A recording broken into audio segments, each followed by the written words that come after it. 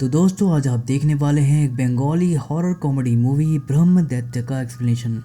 और यहाँ मैं बता दूं कि ब्रह्म दैत्य, ब्रह्म राक्षस या मुंजा तीनों एक ही होता है, बस अलग अलग जगह पर इन्हें अलग अलग नामों से पुकारा जाता है। तो आज की कहानी में एक लड़की किसी मिस्टीरियस ऑनलाइन स्टोर से ब्रह्म दैत्य को ऑर्डर करती है जस्ट फॉर क्यूरियोसिटी।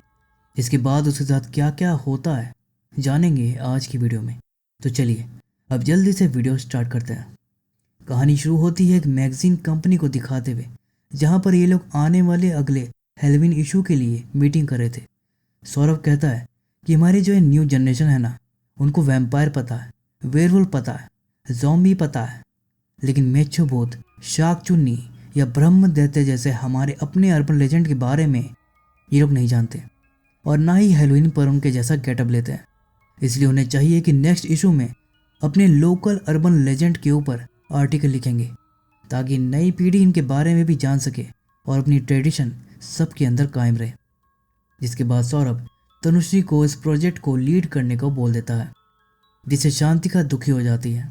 शांतिका जो कि इस कहानी की मेन कैरेक्टर है, शांतिका चाहती थी कि उसे लीड मिले, यहाँ तक कि उसे लगता है कि तनुश्री को जो सब एडिटर की पोस्ट मिलने वाली है वो तनुश्री को ना मिलकर शांतिका को मिलनी चाहिए। लेकिन बॉस तनुश्री को ही पोस्ट दे रहा था। अब शांति का काम तो बहुत अच्छा करती थी, लेकिन उसका रिकॉर्ड ऑफिस में बहुत अच्छा नहीं था।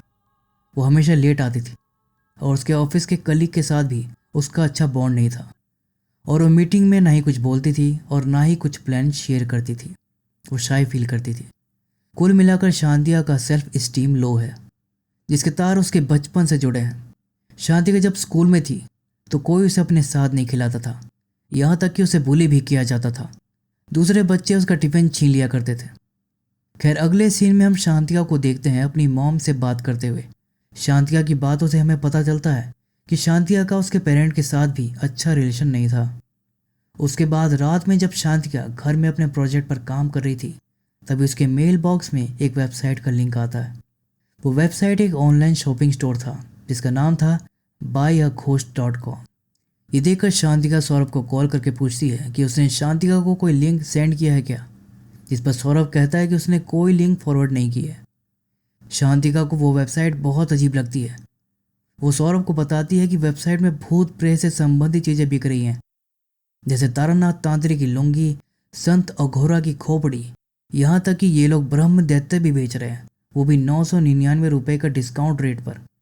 सौरभ को ये बहुत इंटरेस्टिंग लगता है और शांतिका को इस वेबसाइट के ऊपर आर्टिकल लिखने को बोल देता है। जिसके बाद शांतिका अपने न्यू प्रोजेक्ट के लिए buyaghost.com से एक ब्रह्म दैत्य बाई कर लेती है। अगले दिन जब शांतिका सोकर उठती है तो उसे अपनी मेड की कॉल आती है। वो बताती है कि आज वो काम पर नहीं आएगी, एज उसका बच्चा बीमार है। खैर उसके बाद सुबह के अपने सारे काम निपटाने के बाद शांतिका जब न्यूज़पेपर पढ़ रही थी कि तभी उसके दरवाजे की घंटी बजती है। शांतिका डोर खोलकर देखती है कि पिछली रात उसने जो ब्रह्म दैत्य ऑर्डर किया था वो आ चुका था, जहाँ पर डिलीवरी बॉय अपने साथ एक बनियान ट्री, एक बॉक्स, एक म्यूजिक प्लेयर और एक छोटा सा ग्लास का कंटेनर लाया था। फिर डिलीवरी बॉय उस बॉक्स को घर के साउथ में रखने को बोलता है, लेकिन शांतिका मना करती है। डिलीवरी बॉय उससे कहता है कि वो बॉक्स बहुत भारी है और बाद में शायद उसे हटाना शांतिका के लिए पॉसिबल नहीं होगा, लेकिन शांतिका उसे उस बॉक्स को मिडल में ही रखने को बोलती है। फिर वो लोग बॉक्स को घर के मिडल में ही रख देते हैं और उसके ऊपर एक इंस्ट्रक्शन बुक, एक म्यूजिक प्लेयर और एक कांच का छोटा सा ग्लास रख देते हैं। वो इंस्ट्रक्शन बुक संस्कृत लैंग्वेज में था और उस बुक की बंगाली ट्रांसलेशन करके उस म्यूजिक प्लेयर में रिकॉर्ड करके रखा गया था। शांतिका डिलीवरी बॉय से buyaghost.com की मैनेजमेंट टीम से बात करने के लिए बोलती है, क्योंकि शायद इससे उसके प्रोजेक्ट में थोड़ी और हेल्प हो जाती, लेकिन डिलीवरी बॉय मना कर देता है। फिर डिलीवरी बॉय शांतिका को बहुत सावधान होने के लिए बोलता है, क्योंकि वो एक बहुत ही पावरफुल स्पिरिट से डील कर रही थी, और इस बुक की इंस्ट्रक्शन बहुत ही अच्छी तरह से फॉलो करने के लिए बोलता है। फिर उनके जाने के बाद शांतिका म्यूजिक प्लेयर ऑन करती है, जहाँ पर ब्रह्म दैत्य यूज़र गाइड चैप्टर 1 चालू होता है। चैप्टर 1 में हम सुनते हैं कि जो बॉटल उसे मिली है उसके अंदर एक खास पाउडर है, जिसे कोबरा के पॉइजन, ह्यूमन रिब्स के चूरे और राख को मिक्स करके बनाया गया है। और इस बॉक्स को खोलने से पहले पाउडर से बॉक्स के चारों तरफ एक प्रोटेक्टिव घेरा बनाना ज़रूरी है, क्योंकि बॉक्स खोलते ही ब्रह्म दैत्य बाहर आएगा। शांतिका ने भले ही उसे खरीदा है, लेकिन पूरी ऑनरशिप पाने के लिए ब्रह्मदैत्य का असली नाम उसे पता करना होगा। ब्रह्मदैत्य बहुत पावरफुल स्पिरिट है और उसे कंट्रोल करना बहुत मुश्किल है। वो आसानी से अपना नाम नहीं बताएगा।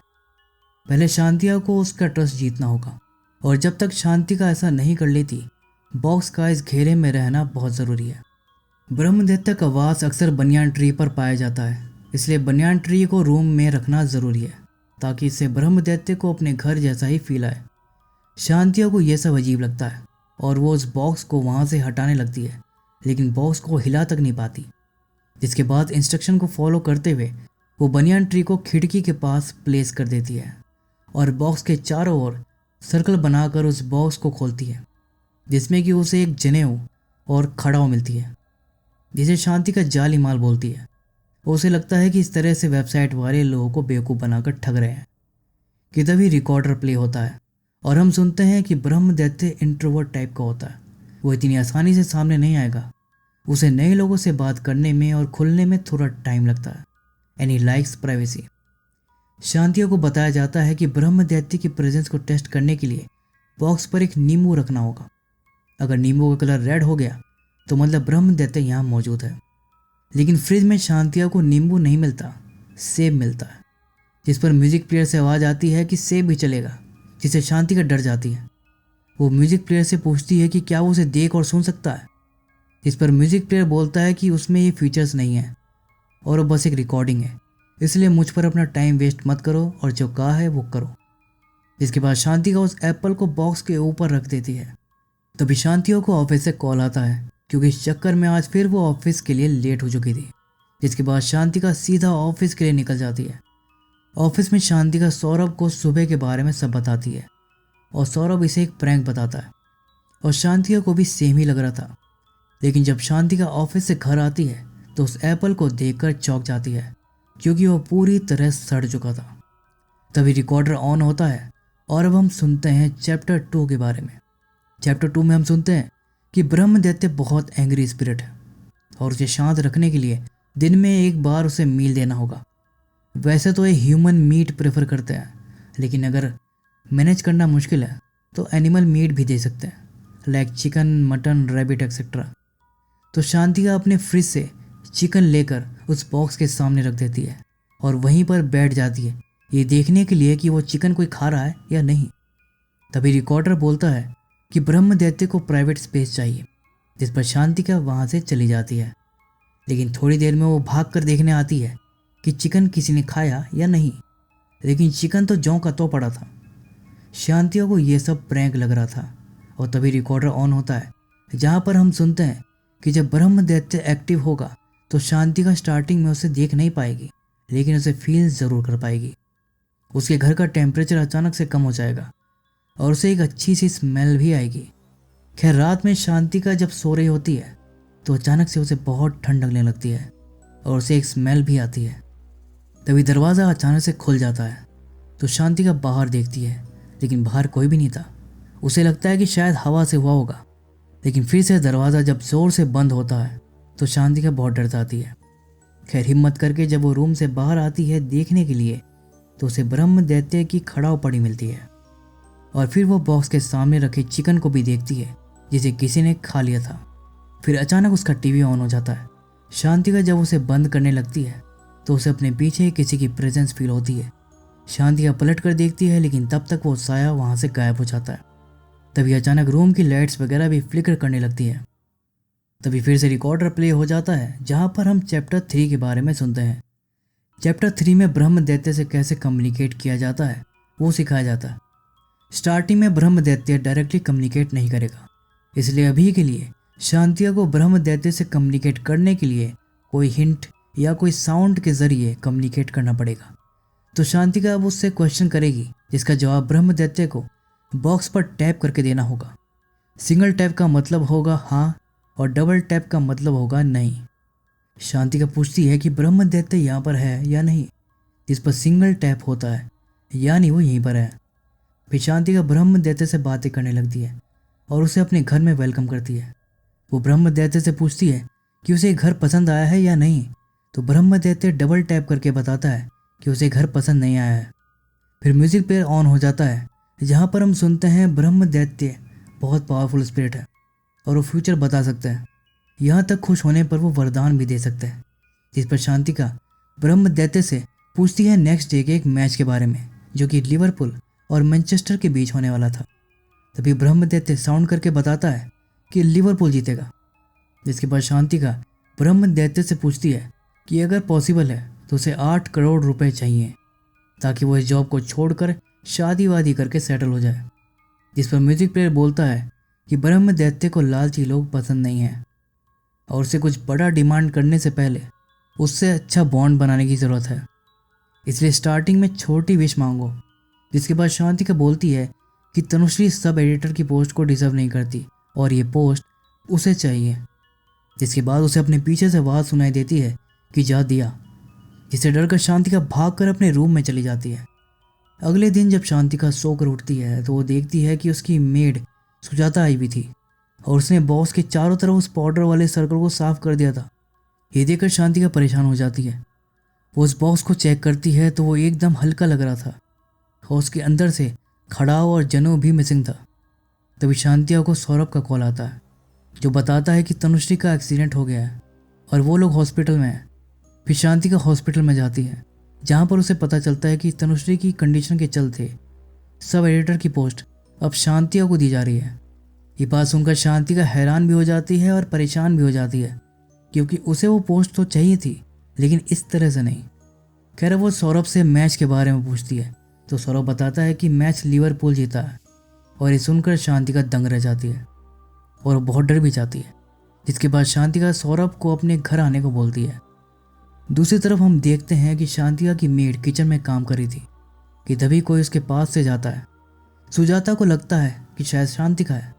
सुजाता शांतिका को आवाज़ लगाती है लेकिन कोई रिस्पॉन्स ना आने की वजह से वो वहाँ देखने जाती है कि तभी बाथरूम का दरवाज़ा अपने आप खुल जाता है और नल भी अपने आप चालू हो जाता है और सुजाता जाके वो सब बंद करके आती है। लेकिन फिर से डोर ओपन हो जाता है और नल चालू हो जाता है। सुजाता फिर से जब नल बंद करने बाथरूम में जाती है तो ब्रह्म दैत्य चिढ़ जाता है और उसे बाथरूम में लॉक कर देता है और सुजाता वहाँ पर ब्रह्म दैत्य को देखकर डर जाती है और वो किसी तरह दरवाज़ा खोलकर बाहर आ जाती है और घर से बाहर जाने लगती है। लेकिन ब्रह्म दैत्य उसे पकड़ लेता है।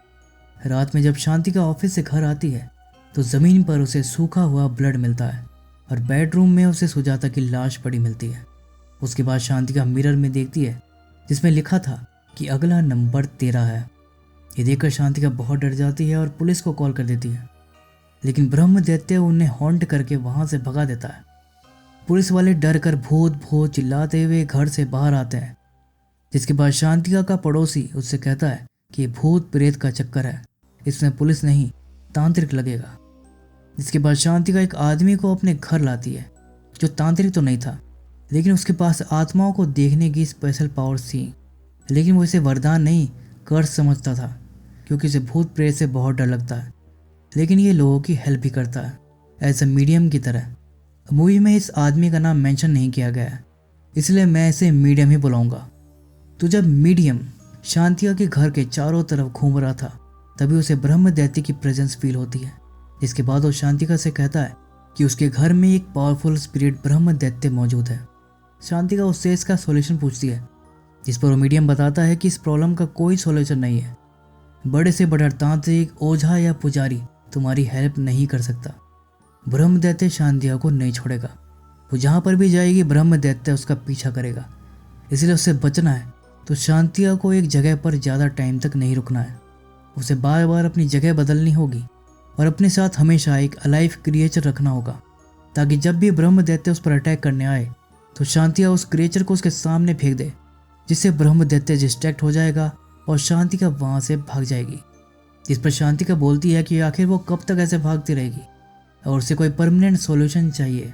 जिस पर मीडियम शांतिका को एक स्टोन देकर बोलता है कि यह बहुत पावरफुल स्टोन है और वो शांतिका को प्रोटेक्ट करेगा। उसके बाद शांतिका और सौरभ अपने साथ एक मुर्गा लेकर उस घर से निकल जाते हैं लेकिन रास्ते में उन्हें ब्रह्म दैत्य दिख जाता है जो उन्हें क्रीपी से स्माइल दे रहा था और दूसरे ही पल वो उनकी कार के ऊपर खड़ा दिखाई देता है। जिसके बाद वो सौरभ को पकड़कर कार से बाहर खींचने लगता है। ये देख शांतिका तुरंत मुर्गे को ब्रह्म दैत्य के सामने फेंक देती है। जिसके बाद वो सौरभ को छोड़कर उस मुर्गे को मारकर खाने लगता है और इतने में ये दोनों वहाँ से भाग जाते हैं। फिर दोनों एक होटल में जाते हैं जहाँ पर हम देखते हैं कि ब्रह्म दैत्य के अटैक करने की वजह से सौरभ के हाथों पर ब्रह्म दैत्य के नाखूनों से स्क्रैच हो गया था और इसलिए सौरभ मेडिसिन लेने बाहर जाता है। जिसके बाद ब्रह्म दैत्य शांति पर अटैक करने आता है, लेकिन तभी सौरभ वहाँ पर आ जाता है और वो दोनों वहाँ से भागकर एक चाय की दुकान पर आ जाते हैं, जहाँ से सौरभ एक अलाइव क्रिएचर ढूंढने पास के ही गांव चला जाता है। और तभी शांति का अचानक से वही म्यूजिक प्लेयर अपने सामने देखती है। वो म्यूजिक प्लेयर ऑन हो जाता है, जहाँ पर हम सुनते हैं चैप्टर 4 के बारे में। चैप्टर 4 में बताया जाता है कि अगर ब्रह्म दैत्य कंट्रोल से बाहर चला जाता है तो शांतिका को खुद मेंटली प्रिपेयर होना होगा। उसकी वजह से उसके फ्रेंड या फैमिली मेम्बर को नुकसान ना पहुंचे, इसलिए शांतिका को उनसे दूर रहना होगा। और ये बात सुनकर शांतिका वहाँ से चली जाती है। फिर सौरभ वहाँ पर आता है, लेकिन शांतिका उसे वहाँ पर नहीं मिलती। और तभी उसके फ़ोन में शांतिका का एक मैसेज आता है, जिसमें शांतिका ने लिखा था कि वो अपनी प्रॉब्लम खुद हैंडल करेगी। वो नहीं चाहती कि उसकी वजह से सौरभ की जान को खतरा हो।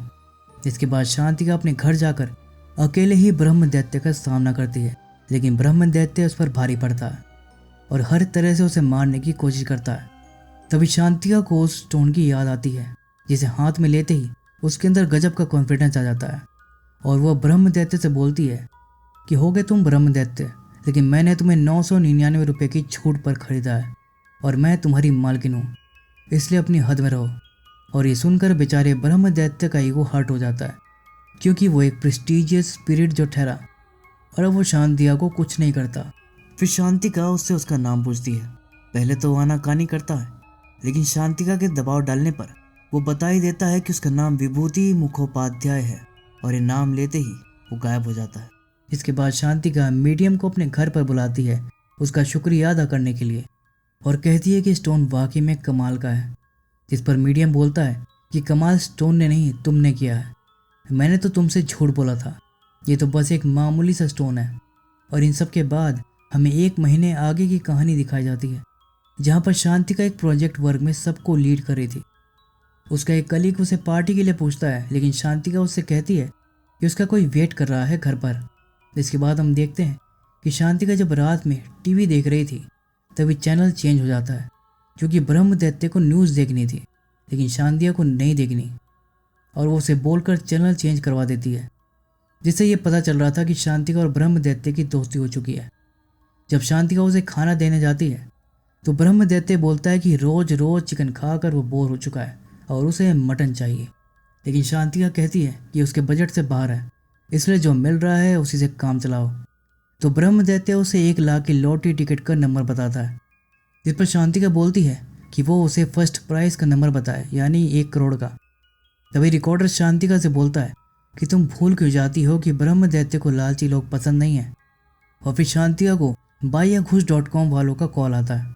वो लोग कहते हैं कि 150 साल में शांतिका एक पहली इंसान है जिसने इस ब्रह्म दैत्य को अपने वश में किया है, इसलिए शांतिका को गिफ्ट के तौर पर एक शाक चुन्नी दी जा रही है। शांतिका बोलती है कि नो थैंक्स, उसे नहीं चाहिए। कि तभी दरवाजे की डोरबेल बजती है और जब शांतिका दरवाज़ा खोलती है तो शाक चुन्नी का ऑर्डर उसके सामने पड़ा था। और ये मूवी यहीं पर ख़त्म हो जाती है। तो कमेंट करके ज़रूर बताना कि आपको ये मूवी कैसी लगी। खैर, वीडियो अगर पसंद आई है तो इसे लाइक और शेयर कर देना और चैनल को भी सब्सक्राइब कर देना, क्योंकि ऐसी वीडियो मैं लाता रहता हूँ। तो फिर मिलूँगा किसी और मूवी एक्सप्लेनेशन के साथ, तब तक के लिए take care and keep watching.